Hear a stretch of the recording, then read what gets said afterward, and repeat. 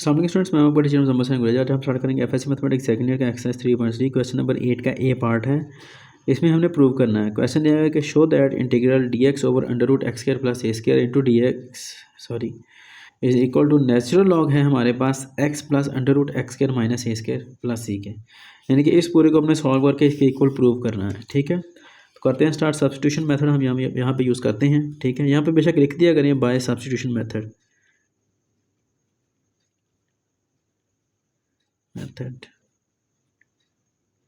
ठीक है जी, substitution method हमने यहाँ पे यूज़ करना है। तो पुट कर देते हैं हम यहाँ पर, ये जो x आ रहा है हमारा, इसको हम पुट कर देते हैं a सीकेंड थीटा। ठीक है, और यही इसके अंदर आएगा, इसके अलावा कोई और चीज़ आए भी तो वो काम नहीं करेंगे। ठीक है, अब यहाँ पर हम क्या कर सकते हैं, सीकेंड थीटा क्या करेंगे, x over a is equal to secant theta. ठीक है, अच्छा यही क्यों आता है, क्योंकि जब इस क्वेश्चन को हम सॉल्व करते हैं ज्योमेट्रिकली तो वहाँ से ये आती है सब्स्टिट्यूशन, ये बिला वजह नहीं आती है सब्स्टिट्यूशन। ठीक है, इसको ज्योमेट्रिकली सॉल्व करना पड़ता है। अच्छा, अब यहाँ पर हम इसका क्या करेंगे, डिफरेंशियल लेते हैं। तो क्या आएगा, D X is equal to A secant theta का जो डिफरेंशियल होता है वो क्या होता है, वो होता है सीकेंड थीटा टेन थीटा। चूँकि ये थीटा वेरिएबल है तो आ जाएगा साथ में डी थीटा। अब यहाँ पर सब्स्टिट्यूट कर देते हैं, क्या आएगा, डी एक्स की जगह पर ये सारा आ जाएगा, क्या है, a secant theta tan theta whole divide by, यहाँ पर नीचे क्या आ रहा है आप देखिए, अंडर रूट एक्स का स्क्वायर था तो एक्स की जगह पर क्या आ रहा है हमारे पास, ए सीकेंड थीटा। तो हम लिख देंगे ए सीकेंड थीटा, चूँकि एक्स का स्क्वायर है तो इसका स्क्वायर भी आ जाएगा, साथ में ए स्क्वायर आ गया। ठीक है जी, और ये डी थीटा यहाँ पर भी आना है।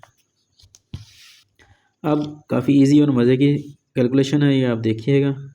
सीकेंड theta tan theta whole divide by a का स्क्वायर और सीकेंड का स्क्वायर क्या आ जाएगा जी, a square secant square theta minus a square, ये under root as it is आ जाएगा। A secant theta tan theta D theta whole divide by, यहाँ पर भी ए स्क्वायर यहाँ पर भी ए स्क्वायर कॉमन कर लेते हैं तो क्या आएगा, ए स्क्वायर कॉमन होगा, पीछे का बचेगा सीकेंड स्क्वायर थीटा माइनस वन। ठीक है, अब ये ए का तो अंडर रूट कट जाएगा। ठीक है, तो ये पीछे का बचता है a secant theta tan theta, ए आ गया बाहर अंडर रूट के, और सीकेंड स्क्वायर थीटा माइनस वन बचा। अब सीकेंड स्क्वायर थीटा माइनस वन जो है ये किसके इक्वल है, ये फर्दर इक्वल है टेन स्क्वायर थीटा के, और इसका अंडर रूट अभी है, इस पूरे का अंडर रूट है, सिर्फ ए का कटा था तो ये आ गया। ठीक है, अब उसके बाद इंटीग्रल ये ए से कट गया, secant theta tan theta D theta whole divide by, अब ये टेन का भी स्क्वायर है तो ये कट गया, पीछे क्या बचा, टेन थीटा। अब ये टेन थीटा कट गया, पीछे क्या बचेगा, सीकेंड थीटा डी थीटा। ठीक है जी, अब सीकेंड थीटा जो है इसकी जो डायरेक्ट इंटीग्रेशन है, ये फार्मूला है, वो इक्वल आता है natural log secant theta plus tan theta के plus c constant of integration, हम इसे C1 कह लेते हैं। ठीक है जी, अच्छा सी कह लें C1 कह लें, अपनी मर्जी है। नेचुरल लॉग, अब सीकेंड थीटा जो है ना इसकी वैल्यू तो हमारे पास है, वो आती कहाँ से है, ये देखें, सीकेंड थीटा इक्वल है एक्स ओवर ए से, जो हमने सबसे पहले सब्स्टिट्यूशन की थी। ठीक है, वहाँ से आती है, लेकिन मसला ये है कि टेन थीटा की हमारे पास कोई वैल्यू नहीं है, तो हम क्या करते हैं, टेन थीटा को कन्वर्ट करते हैं सीकेंड थीटा के अंदर, फिर वहाँ से हमारे पास वैल्यू आ जाती है। तो सीकेंड थीटा प्लस, अब ये टेन थीटा ये आपको पता है किसके इक्वल होता है, हमने ये चीज़ पढ़ी हुई है कि टेन स्क्वायर थीटा जो होता है इक्वल होता है सीकेंड स्क्वायर थीटा माइनस वन के। तो अब इसका स्क्वायर ख़त्म कर दें, बोथ साइड अंडर रूट ले लेंगे, तो ये tan square theta under root is equal to secant square theta minus one आ गया। ठीक है, तो ये कट गया, तो टेन थीटा जो था हमारे पास किसके इक्वल आता है, वो इक्वल आता है सीकेंड स्क्वायर थीटा माइनस वन के। तो हम इस टेन थीटा की जगह पर ये रख सकते हैं, क्या आएगा जी, under root secant square theta minus one आ गया प्लस सी।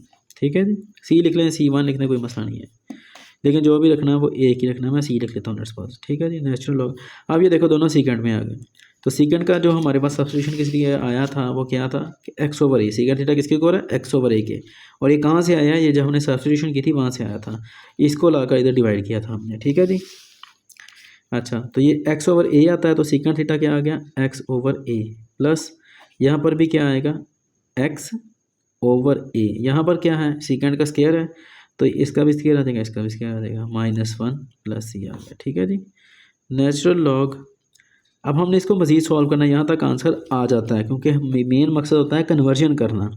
लेकिन मसला यह है कि उसने हमें क्वेश्चन में कहा है कि इसको हमने इसके इक्वल प्रूव करना। अब इसके नीचे बटे में ए नहीं आ रहा, तो हमने वो ख़त्म करना है सबसे पहले। ठीक है जी। अच्छा, एक्स ओवर ए, तो ये क्या आ जाएगा हमारे पास, यहाँ पर बटा आ रहा है, इसको सॉल्व करने के लिए हम क्या करते हैं, एलसीएम ले लेते हैं। तो x square minus a square over A square, ठीक है, ये इसका एलसीएम लिया। जैसे मैं यहाँ पे ले लेता हूँ एक्स स्क्वायर ओवर ए स्क्वायर -1 ए स्क्वायर, एलसीएम लिया, ये कट गया। तो ये जब इससे मल्टीप्लाई होगा तो क्या देगा, ए स्क्वायर। ठीक है, तो इस तरह लिया हमने। अब ये ए स्क्वायर, ये इसका अंडर रूट है, ये याद रखना है। अब ये इसका अंडर रूट हम कैंसिल कर देते हैं। जब कैंसिल करेंगे तो ये क्या आ जाएगा, ये आएगा एक्स ओवर ए प्लस, ये अंडर रूट कट गया लेकिन ऊपर वाले का नहीं कटा, सिर्फ नीचे वाले ए स्क्वायर का कटा है। तो ये क्या आएगा, x square minus a square over ए आ गया प्लस सी। ठीक है जी। अब मैं इधर साइड पे ही कर लेता हूँ ये इधर। तो ये क्या आएगा जी, दोबारा लिख लेता हूँ इक्वेशन को एक बार। Natural log x over a plus under root x square plus a square over a plus c. इसको C1 मैंने लिखना है, उसकी वजह क्या है, रीज़न मैं आपको अभी बता दूंगा। ठीक है जी, क्योंकि पीछे आंसर में C आता है, तो C1 लिखने की रीज़न अभी पता चल जाएगी आपको। नेचुरल लॉग, यहाँ पर अब ये दो आ रही हैं हमारे पास फ्रैक्शंस। ठीक है जी, तो दो टर्म्स हैं, फ्रैक्शंस हैं, तो इनके दरमियान हम इनको सॉल्व करने के लिए क्या करते हैं, एलसीएम ले लेते हैं। ए आ गया एलसीएम, ए से ए कट गया तो एक्स बचा, प्लस ए से ए कट गया तो पीछे का बचा under root x square plus a square into C1। अब ये बहुत करीब करीब पहुंच चुका है इसके। ठीक है, लेकिन अभी तक आया नहीं है। यहाँ पर अभी मज़ीद हमारे पास एक ना फार्मूला लगेगा नेचुरल लॉग का, और वो क्या है, हमें पता है कि नेचुरल लॉग अगर फ़र्ज़ करें C ओवर D है, तो ये किसके इक्वल होता है, natural log C minus natural log D के। ये आप लोगों ने मैट्रिक में पढ़ा हुआ है। ठीक है, यानी कि जो बटा होता है उसके दरमियान माइनस आ जाता है, और जब प्लस होता है उसके दरमियान मल्टीप्लिकेशन आती है, मल्टीप्लिकेशन के दरमियान प्लस आता है। ये इस तरह होते हैं आपस में कन्वर्ट। ये 10th क्लास में है ये सारा कुछ। तो अब यहाँ पर भी क्या आ रहा है, बटा आ रहा है, ये चीज़ ऊपर है ये नीचे है, तो हम इसे लिख लेंगे natural log x plus under x square plus a square, sorry plus नहीं माइनस है। ठीक है, ये देखिए माइनस आ रहा है, मैंने गलती से प्लस लिख दिया। तो ये आ रहा है जी x square minus a square आ गया। अब ये जो नीचे वाला ए है, अभी मैंने आपको बताया कि ये क्या होता है, ये बटे में अगर हो तो क्या होता है, सब्ट्रैक्ट हो जाता है। तो ये नीचे वाला ए है, इसे हम लिख सकते हैं नेचुरल लॉग ए प्लस C1। अब ये सी किस तरह आता है, यही मेन चीज़ थी। X square minus a square आ गया। अब ये माइनस नेचुरल लॉग ए क्या है, कांस्टेंट है, कांस्टेंट का नेचुरल लॉग क्या होगा, अगेन कांस्टेंट, प्लस C1 क्या है, कांस्टेंट।